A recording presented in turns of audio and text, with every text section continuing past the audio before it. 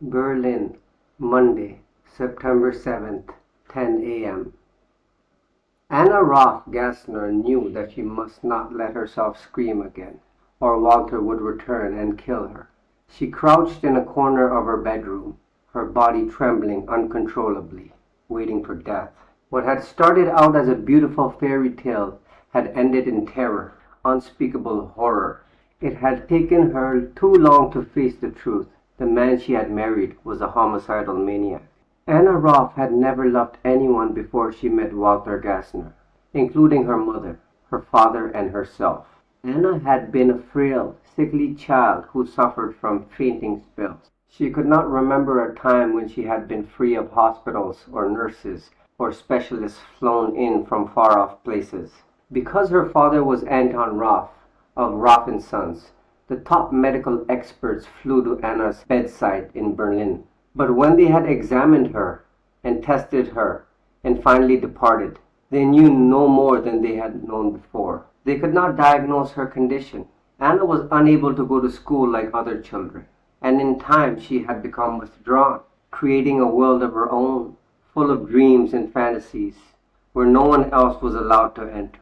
She painted her own pictures of life because the colors of reality were too harsh for her to accept. When Anna was 18, her dizziness and fainting spells disappeared as mysteriously as they had started.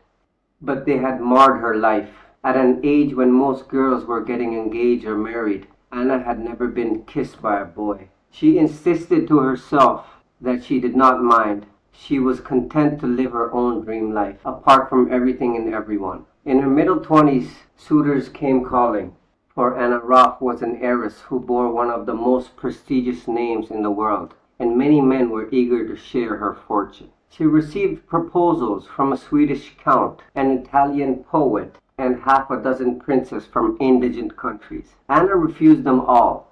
On his daughter's 30th birthday, Anton Roffe moaned, "I'm going to die without leaving any grandchildren." On her 35th birthday, Anna had gone to Kitzbühel in Austria, and there she had met Walther Gassner, a ski instructor 13 years younger than she. The first time Anna had seen Walther, the sight of him had literally taken her breath away. He was skiing down the Hahnenkamm, the steep racing slope, and it was the most beautiful sight Hannah had ever seen. She had moved closer to the bottom of the ski run to get a better look. He was like a young god, and Anna had been satisfied to do nothing but watch him. He had caught her staring. "Aren't you skiing, Agnes Fräulein?" She had shaken her head, not trusting her voice, and he had smiled and said, "Then let me buy you lunch." Anna had fled in a panic, like a schoolgirl. From then on, Walther Gassner had pursued her. Anna Roffe was not a fool. She was aware that she was neither pretty nor brilliant, that she was a plain woman, and that, aside from her name, she had seemingly very little to offer a man. But Anna knew that trapped within that ordinary facade was a beautiful, sensitive girl filled with love and poetry and music. Perhaps because Anna was not beautiful, she had a deep reverence for beauty. She would go to the great museums and spend hours staring at the paintings and the statues. When she had seen Walther Gassner, it was as though all the gods had come alive for her. Anna was having breakfast on the terrace of the Fenerhof Hotel on the second day when Walther Gassner joined. He did look like a young god. He had a regular, clean-cut profile, and his features were delicate, sensitive, strong. His face was deeply tanned,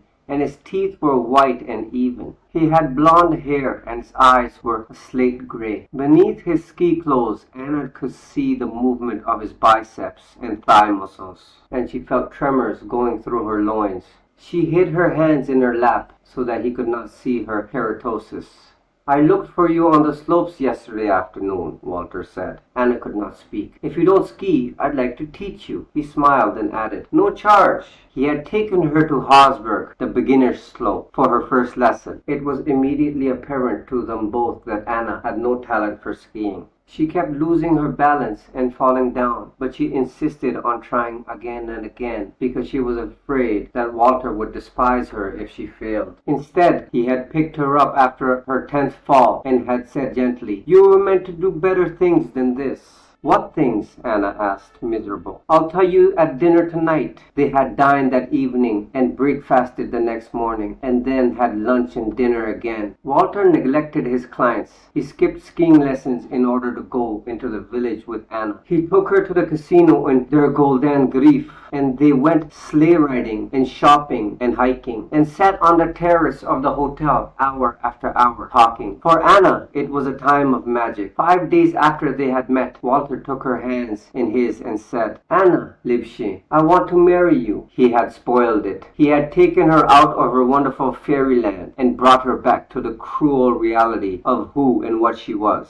An unattractive 35-year-old virginal prize for fortune hunters. She had tried to leave, but Walter had stopped her. We love each other, Anna. You can't run away from that. She listened to him lying, listened to him saying, I've never loved anyone before. And she made it so easy for him because she wanted so desperately to believe him. She took him back to her room, and they sat there, talking. And as Walter told Anna the story of his life, she suddenly began to believe, thinking with wonder, it is really the story of my own life. Like her, Walter had never had anyone to love. He had been alienated from the world by his birth as a bastard, as Anna had been alienated by her illness. Like her, Walter had been filled with the need to give love. He had been brought up in an orphanage, and when he was 13 and his extraordinary good looks were already apparent, the women in the orphanage had begun to use him, bringing him to their rooms at night, taking him to bed with them, teaching him how to please them. As a reward, the young boy was given extra food and pieces of meat, and desserts made with real sugar. He received everything but love. When Walter was old enough to run away from the orphanage, he found that the world outside was no different. Women wanted to use his good looks, to wear him as a badge, but it never went any deeper than that. They gave him gifts of money and clothes and jewelry, but never of themselves. Walter was her soulmate, Anna realized, her doppelganger. They were married in a quiet ceremony at the town hall.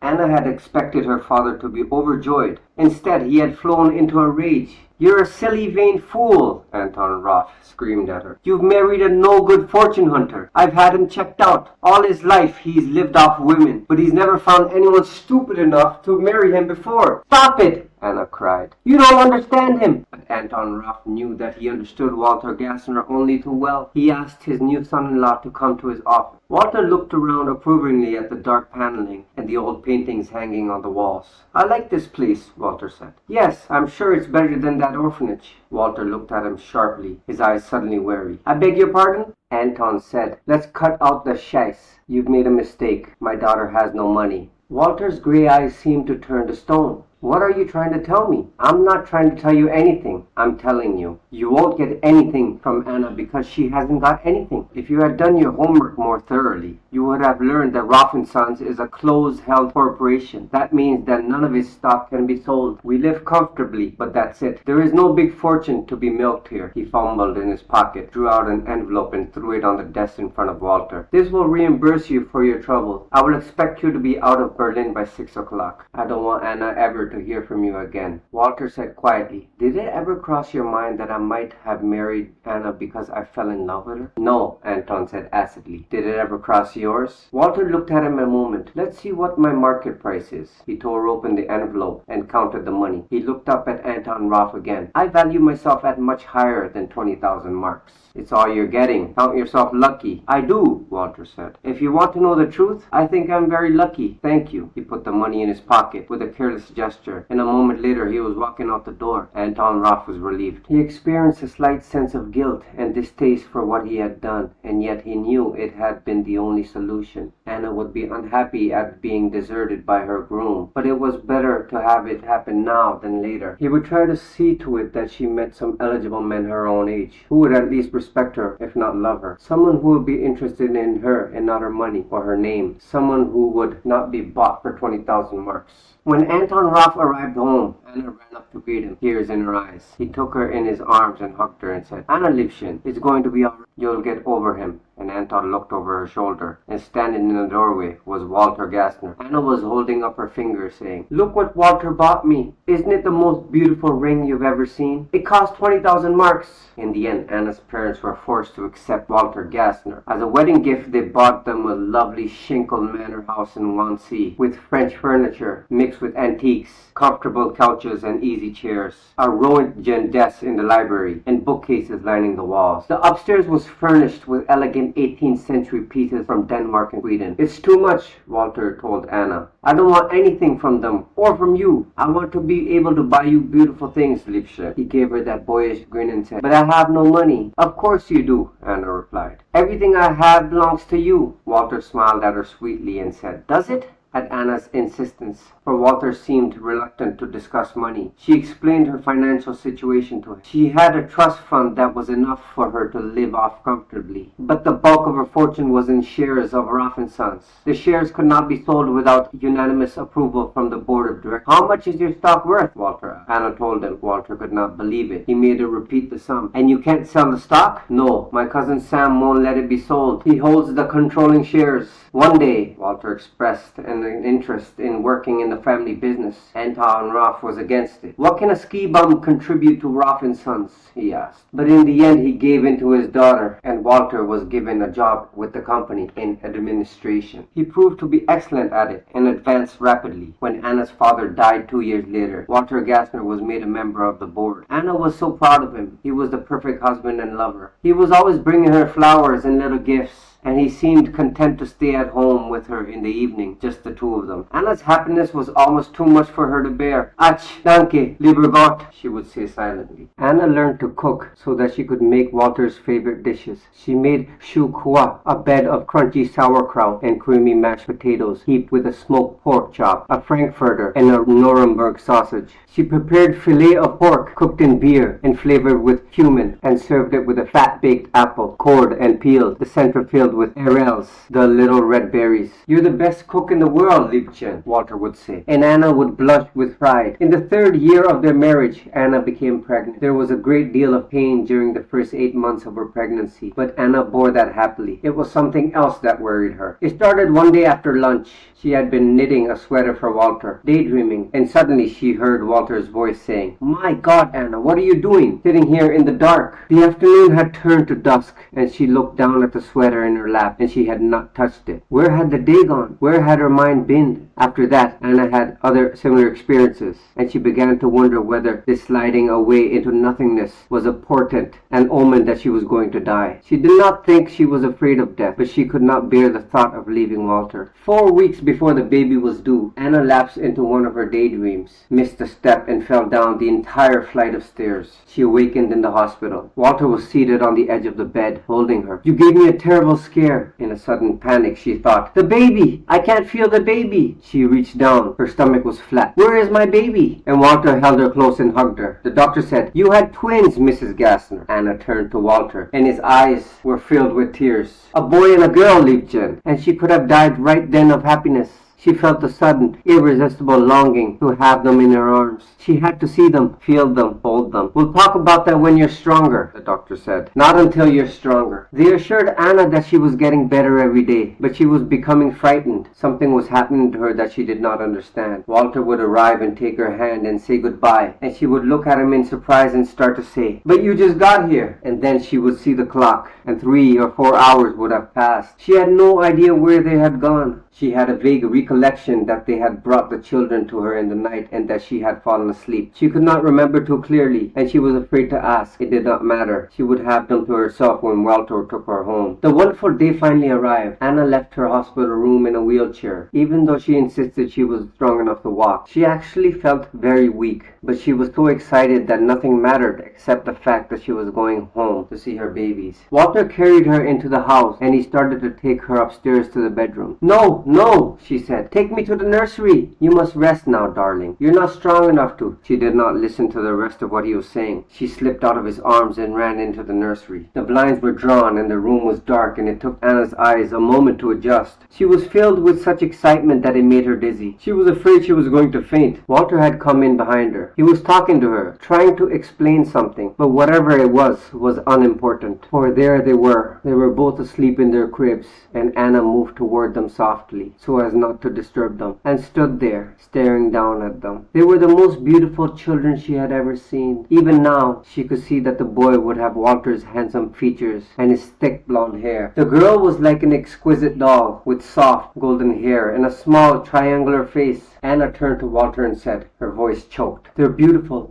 I'm so happy." "Come on, Anna," Walter whispered. He put his arms around Anna and held her close, and there was a fierce hunger in him, and she began to feel a stirring within her. They had not made love for such a long time. Walter was right. There would be plenty of time for the children later. The boy she named Peter, and the girl Brigida. They were two beautiful miracles that she and Walter had made, and Anna would spend hour after hour in the nursery, playing with them, talking to them. Even though they could not understand her yet, he knew they could feel her love. Sometimes, in the middle of play, she would turn and Walter would be standing in the doorway, home from his office, and Anna would realize that somehow the whole day had slipped by. "Come and join us," she would say. "We're playing a game." "Have you fixed dinner yet?" Walter would ask. And she would suddenly feel guilty. She would resolve to pay more attention to Walter and less to the children. But the next day, the same thing would happen. The twins were like an irresistible magnet that drew her to them. Anna still loved Walter very much, and she tried to assuage her guilt by telling herself that the children were a part of him. Every night, as soon as Walter was asleep, Anna would slip out of bed and creep into the nursery and sit and stare at the children until dawn started filtering into the room. Then she would turn and hurry back to the bed before Walter awoke. Once, in the middle of the night, Walter walked into the nursery and caught her. "What in God's name do you think you're doing?" he said. "Nothing, darling. I was just go back to bed." He had never spoken to her like that before. At breakfast, Walter said, "I think we should take a vacation. It would be good for us to get away." "But Walter, the children are too young to travel." "I'm talking about the two of us." She shook her head. "I couldn't leave them." He took her hand and said, "I want you to forget about the children." "Forget about the children?" There was a shock in her voice. He looked into her eyes and said, "Anna, remember how wonderful it was between us before you were pregnant? What good times we had. How much joy it was to be together. Just the two of us, with no one else around to interfere." It was then that she understood. Walter was jealous of the children. The weeks and months passed swiftly. Walter never went near the children now. On their birthdays, Anna bought them lovely presents. Walter always managed to be out of town on business. Anna could not go on deceiving herself forever. The truth was that Walter had no interest in the children at all. Anna felt that perhaps it was her fault, because she was too interested in them. Obsessed was the word Walter had used. He had asked her to consult a doctor about it, and she had gone only to please Walter. But the doctor was a fool. The moment he had started talking to Anna, Anna had shut him out, letting her mind drift until she heard him say, "Our time is up, Mrs. Gassner. Will I see you next week?" "Of course." She never returned. Anna felt that the problem was as much Walter's as hers.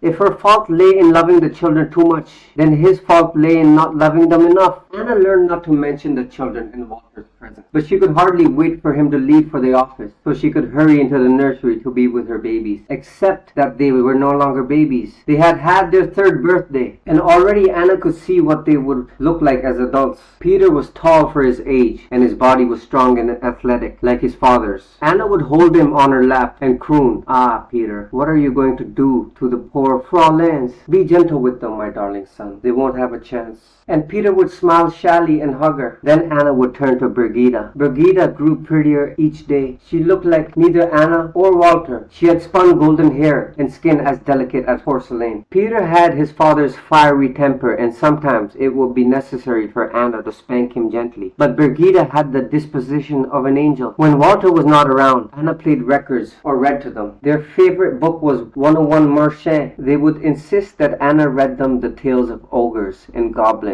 and witches messages over and over again. And at night, Anna would put them to bed, singing them a lullaby. Schlaf, Hindle, schlaf, der Walther art die Schaf. Anna had prayed that time would soften Walter's attitude, that he would change. He did change, but for the worse. He hated the children. In the beginning, Anna had told herself that it was because Walter wanted all of her love for himself, that he was unwilling to share it with anyone else. But slowly she became aware that it had nothing to do with loving her. It had to do with hating her. Her father had been right. Walter had married her for her money. The children were a threat to him. He wanted to get rid of them. More and more he talked to Anna about selling the stock. Sam has no right to stop us. We could take all that money and go away somewhere. Just the two of us. She stared at him. What about the children? His eyes were feverish. No, listen to me. For both our sakes, we've got to get rid of them. We must. It was then that Anna began to realize that he was insane. She was terrified. Walter had fired all the domestic help, and except for a cleaning woman who came in once a week, Anna and the children were all alone with him at his mercy. He needed help. Perhaps it was not too late to cure him. In the 15th century, they gathered the insane and imprisoned them forever on houseboats, not on the ships of fools. But today, with modern medicine, she felt there must be something they could do to help Walter. Now, on this day in September, Anna sat huddled on the floor in her bedroom, where Walter had locked her, waiting for him to return. She knew what she had to do, for his sake as well as hers and her children's. Anna rose unsteadily and walked over to the telephone. She hesitated for only an instant, then picked it up and began to dial 110, the police emergency number. An alien voice in her ear said, "Hallo, ist der Notruf der Polizei. Kann ich Ihnen helfen? Ah, bitte!" Her voice was choked. A hand came out of nowhere and tore the receiver from her and slammed it down into the cradle. Anna backed away. "Oh, please," she whimpered. "Don't hurt me." Walter was moving toward her, his eyes bright, his voice so soft that she could hardly make out the words. "Liebchen, I'm not going to hurt you. I love you. Don't you know that?" He touched her, and she could feel her flesh crawl. "It's just that we don't want the police coming here, do we?" She shook her head from side to side, too filled with terror to speak. "It's the children that are causing the trouble, Anna. We're going to get rid of them." Downstairs. The front doorbell rang. Walter stood there, hesitating. It rang again. "Stay here," he ordered. "I'll be back." Anna watched, petrified, as he walked out of the bedroom. He slammed it behind him, and she could hear the click of the keys as he locked it. "I'll be back," he had said. Walther Gassner hurried down the stairs, walked to the front door, and opened it. A man in a gray messenger uniform stood there, holding a seal in an envelope. "I have a special delivery for Mr. and Mrs. Walther Gassner." "Yes," Walter said. "I will take it." He closed the door, looked at the envelope in his hand, then ripped it open. Slowly, he read the message inside. "Deeply regret to inform you that Sam Roffe was killed in a climbing accident. Please be in Zurich Friday noon for an emergency meeting of the board of directors." It was signed Reese Williams.